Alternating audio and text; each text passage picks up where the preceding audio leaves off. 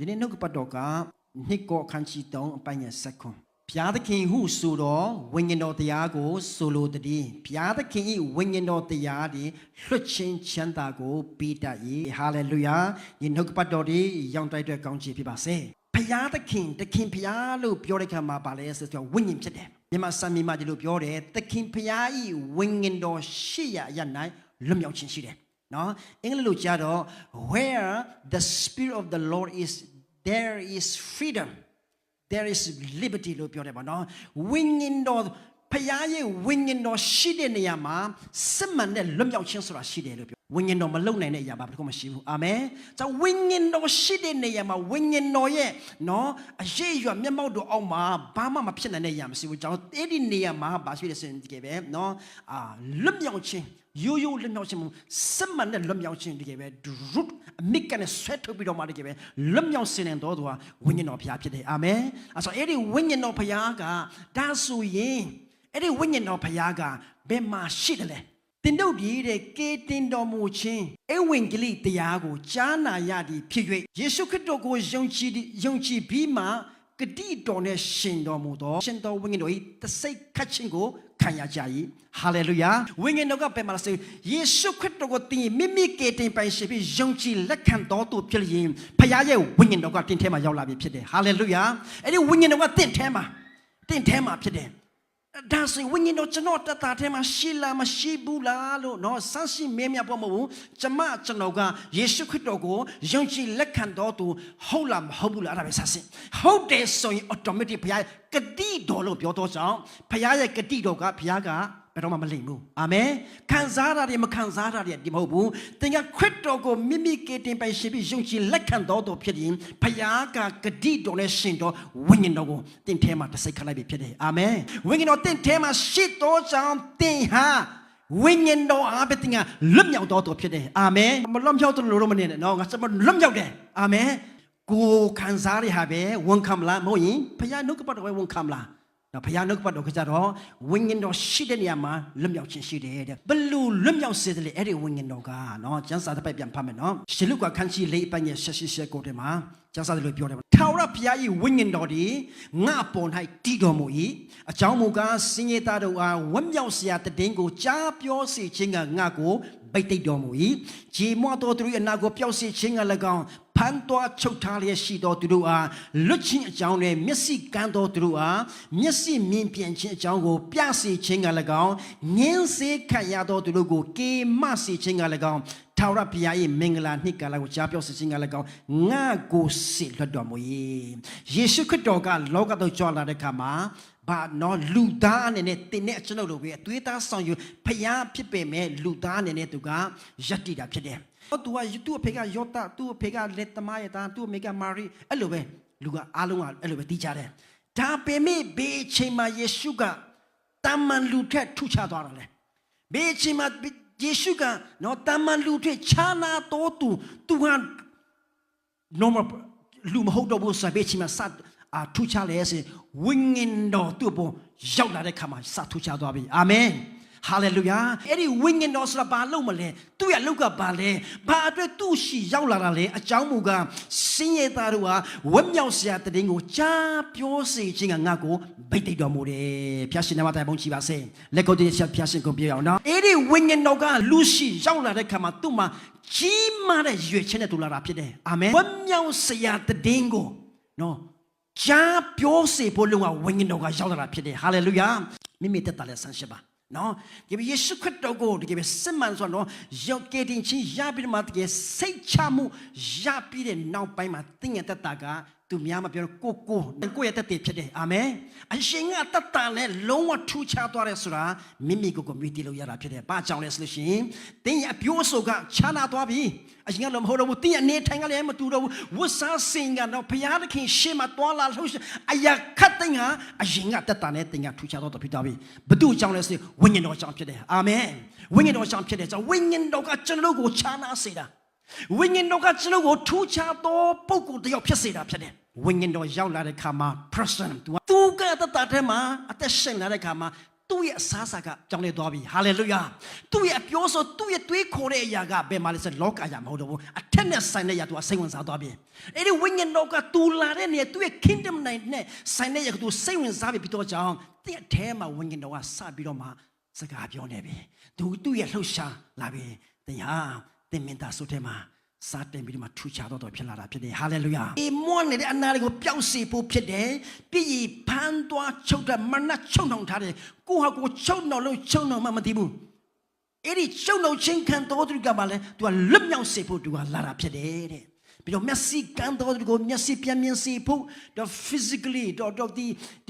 အသွေးတည်းမျက်လုံးကန်းတဲ့သူကိုလည်းဒီ physically ကိုလည်းသူကမြင်စေတာဖြစ်တယ်ပြီးရင်ကျွန်တော်တို့ဒီဝိညာဉ်မှာကန်းနေတယ်ဝိညာဉ်မှာဘာမှနားမလည်ဘူးမသိဘူးမယုံကြည်နိုင်ဘူးလက်မခံနိုင်ဘူးဝိညာဉ်တော်ကဖွင့်ပေးတာဖြစ်တယ်ဟာလေလုယာဝိညာဉ်တော်ပြည့်မျက်စိဝိညာဉ်မျက်စိဖွင့်ပေးတဲ့ခါမှာဝါဒီလိုပါလာ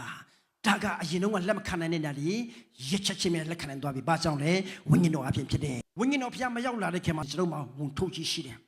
အဲ့ဒီဝန်ထုတ်ကြီးကကိုယ့်ဟာနဲ့ကိုယ်ဖယ်လို့မရဘူးအဲ့ဒီလိုမျိုးဝန်ဖြစ်တဲ့သူတွေပဲလောကမှာအဲ့ဒီလုံးနဲ့မနက်ကချင်းအောင်ထားတဲ့သူသူကြိုက်တဲ့အချိန်မှာကြိုက်တဲ့လုံးနဲ့သူကအသုံးပြုလို့ရတဲ့သူတွေပဲအဲ့ဒီလူတွေအားလုံးကိုလွတ်မြောက်စေဖို့အဲ့ဒီကြံတန်ကြိုးတွေကိုဖြည့်ပေးဖို့ဖြတ်တောက်ပေးဖို့အဲ့ဒီဝန်တွေကရိုက်ချိုးပေးဖို့ကဝိညာဉ်တော်ကရောက်လာတာဖြစ်တယ်ဟာလေလုယာအဲ့ဒီဝိညာဉ်တော်ကကျွန်တော်တဲ့မှာရောက်လာတဲ့ခါမှာကျွန်တော်ကတကယ်လွတ်မြောက်တော်သူဖြစ်တယ်ဆိုတာနော်လုံးဝအတ္တတဲ့မှာအတွင်းကနံပါတ်1နေရာဆိုတာဖြစ်တယ်အတွင်းထဲမှာခံလိုက်လို့မဟုတ်တော့ဘူးအတွင်းထဲမှာကျွန်တော်ကနော်ဖယားကနေရာယူတယ်ဆိုတာကိုကျွန်တော်ချက်ချင်းသိလို့ရတာဖြစ်တယ်ဒါအဲ့ဒီဝိညာဉ်တော်ကဘယ်မှာလဲဆိုတင်စားတဲ့ခါမှာလဲတင်ထဲမှာရှိတယ်တင်သွားတဲ့ခါမှာတော့ပြောတယ်ဘာဘေးလို့အဲ့ဒီဝိညာဉ်တော်ကဂတိတော်ကျမ်းစာတယ်လို့ပြောတယ်နော်ဘယ်73ထဲမှာတင့်ကိုမစွန့်တင့်ကိုအရှင်းပြည့်မထားအဖက်လေးတို့စင်တဲ့30ထဲမှာရွေးနှုတ်ချင်းအန်တီတအောင်တင့်ကိုတစိတ်ခတ်ထားတယ် feeling နဲ့အလုံးမလုံးဘူးသူကကျွန်တော်ခံစားခြင်းနဲ့အလုံးမလုံးဘူး feeling ခံစားချက်ကတော့ကြားတဲ့ဟာအစတိတ်အစင်ပြေရင် emotion ကပြောင်းသွားပြီတော့ feeling ခံစားတယ်ဝိညာဉ်တော်ကအဲ့ဒီပုံမှာလုံးမလုံးဘူးဝိညာဉ်တော်ကဘယ်ပုံမှာလုံးလုံးလဲဆိုလို့ရှိရင်သူ့ရဲ့ nature နဲ့ပဲတော်လုံးတာဖြစ်တယ်ဘောလူကဒီလိုပြောတယ်ဂလာတိအခန်းကြီး9ထဲမှာညီကိုတို့တင်တို့တွေလွတ်ချင်းခွင့်ကိုရတော်သူတွေဖြစ်တယ်ညီကိုတို့တင်တို့တွေလွတ်မြောက်တော်သူတွေဘာကြောင့်လဲခရစ်တော်အပြင်ယေရှုကိုယုံကြည်တဲ့သားသမီးတွေဖြစ်တော်ကြောင့်တင်ရလွတ်မြောက်တော်သူဖြစ်တယ်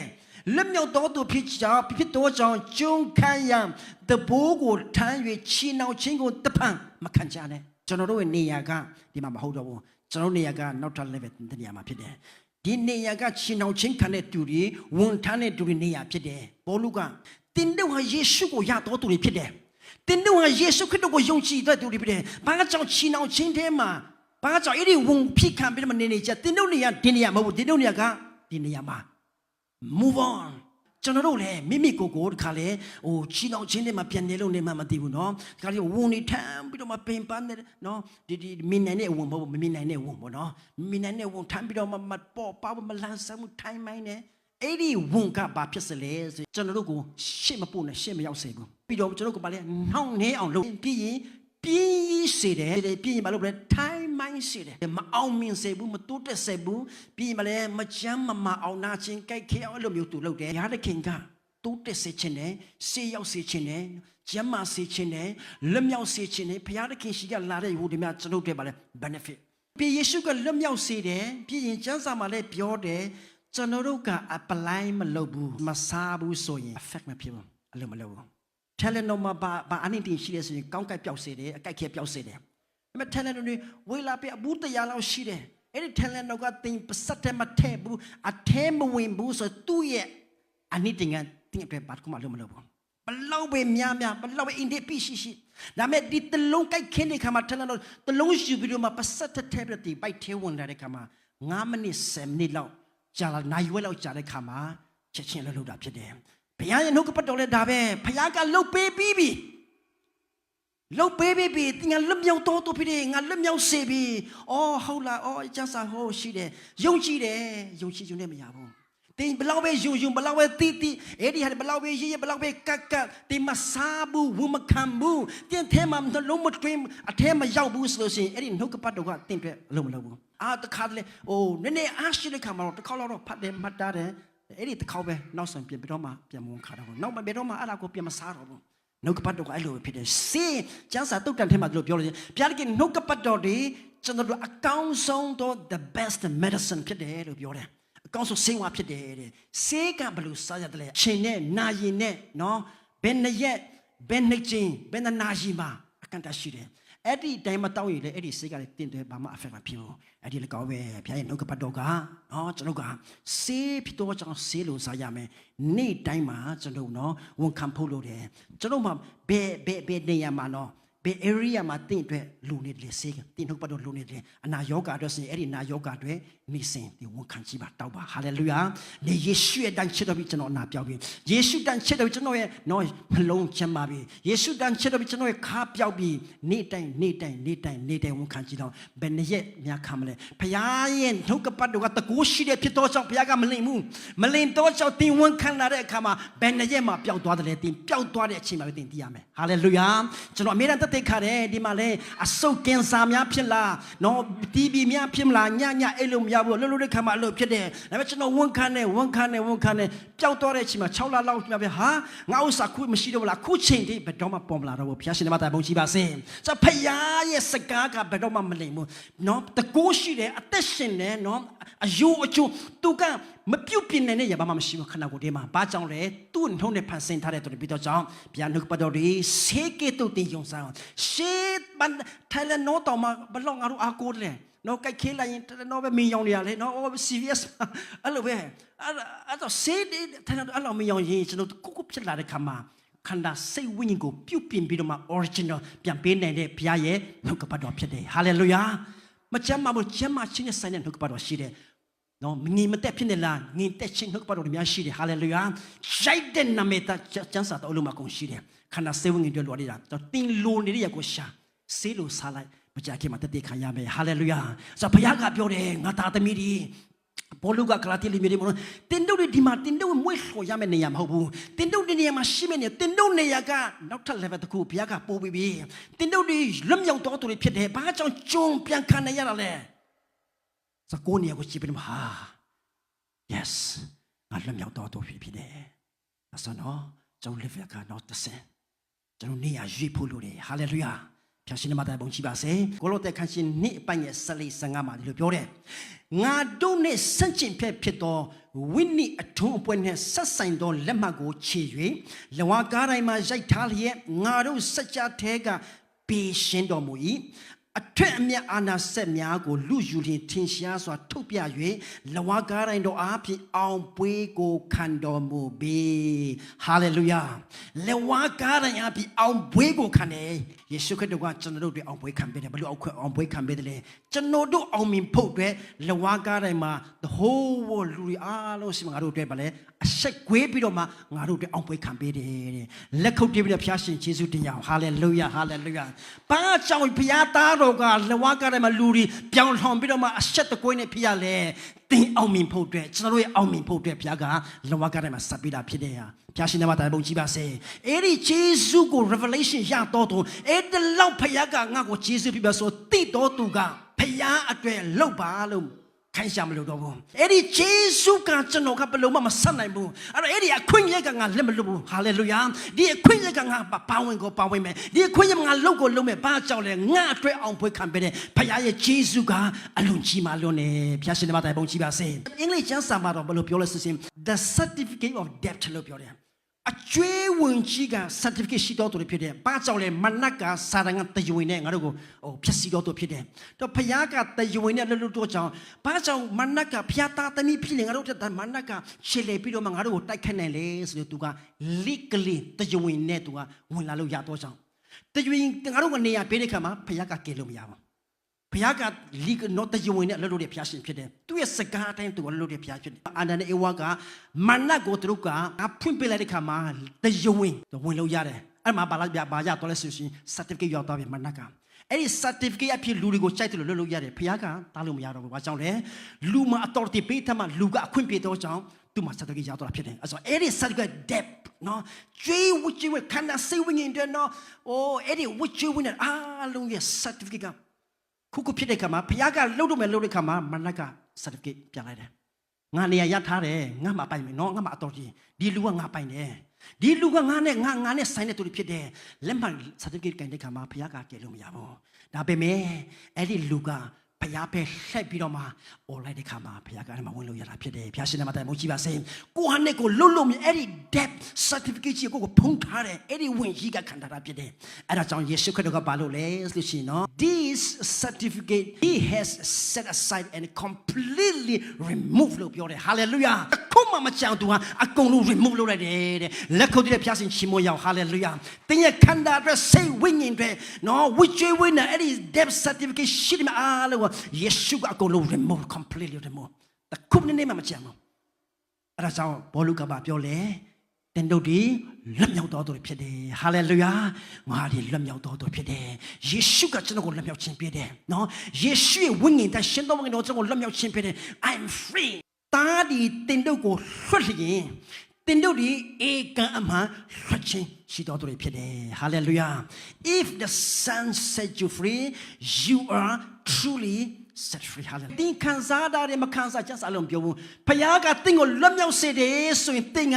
ဧကမှလွတ်မြောက်တော်သူဖြစ်တယ် hallelujah ဖခင်ကလွတ်မြောက်တယ်ပြောတော့ကျွန်တော်ဟာလွတ်မြောက်တော်သူဖြစ်တယ် hallelujah ကျွန်မဟာလွတ်မြောက်တော်သူဖြစ်တယ်ဘာဝုံမငါ့ကိုဖြစ်လို့မရဘူးဘာ debt မငါ့ကိုကန်လို့မရဘယ် certificate မှမရှိတော့ဘူးဘာကြောင့်ယေရှုကအကုန်လုံး completely remove အကုန်ရလို့လိုက်ပြီဖြစ်တယ်။ကျွန်တော်နဲ့ငါမိသားစုတွေလွတ်မြောက်တော်ဖြစ်တယ်။ hallelujah ကျွန်တော်ရဲ့ရှေ့မှာကာထားတဲ့ကျွန်တော်ချီနှောင်မဲ့အရာတွေကျွန်တော်ကိုခလုတ်တိုက်စေမဲ့အရာတွေအားလုံး completely remove ယေရှုကအဲ့ဒါကြောင့်ဒီနေ့ဘာခေါ်လဲဆိုဒီနေ့ကျွန်တော်ကတော့ဂျေဇုတော်ကလာလို့ပြောတယ် hallelujah နော်ယောမ6:4ထဲမှာကျမ်းစာတယ်ပြောတယ်တင်တို့ဒီပညာတရားလက်၌ရှိတယ်မဟုတ်ဂျေဇုတရားလေးနဲ့ရှိတော်တော်ဖြစ်တယ်ဟာလေလုယာဂျေဇုတဲ့ယေရှုဂျေဇုပြုတဲ့နော်ကာလမှာအသက်ရှင်တဲ့သားသမီးတွေဖြစ်တယ်မိတ်ဆွေတို့တော့ယေရှုလုပ်ပေးတဲ့အဲ့ဒီယေရှုလုပ်ပေးတဲ့အရာအားလုံးကိုသင်သိမယ်ဆိုလို့ရှိရင်အဲ့ဒီထဲမှာတကယ်ဝမ်းမြောက်ဝမ်းသာစွာပြီကိုဟာဘာလို့ဖို့လဲကျွန်တော်ကနှုတ်နဲ့ဝန်ခံကြအောင်ပဲယုံကြည်တဲ့သင်ယုံကြည်တဲ့ပြောပါသင်ယုံကြည်တဲ့ပြောပါအကျင့်ဆိုတာဒီနေ့ခုနblessing ပြောတာမနော်ယုံကြည်ခြင်းနဲ့ကျင့်နေဆိုတာယုံကြည်ဆိုတာစိတ်နဲ့ယုံကြည်ရတယ်အကျင့်ကဘာလဲတင်နှုတ်နဲ့ပြောရမယ်ဝန်ခံရမယ်အဲ့ဒါကအကျင့်လို့ခေါ်တယ်ယေရှုတော်ကာလရဲ့အကျင့်ကယေရှုလုပ်ပေးတာကိုတင်သိရမယ်ပြီးရင်တင်ယုံကြည်ရမယ်ဒီဝန်ခံလိုက်တဲ့ခါမှာဒါငါအတွက်ဖြစ်တယ်လို့ပြောတဲ့ခါမှာအဲ့ဒီရဲ့နှုတ်ကပတ်တော်ရဲ့ယေရှုပြုခဲ့ပြီးသားဖြစ်တဲ့ယေရှုလုပ်ပေးတဲ့ຢာကကျွန်တော်တို့တက်တာမှာကြောက်လာတာဖြစ်တယ်ဖျားရှင်နဲ့မတိုင်ပုံကြည့်ပါစေ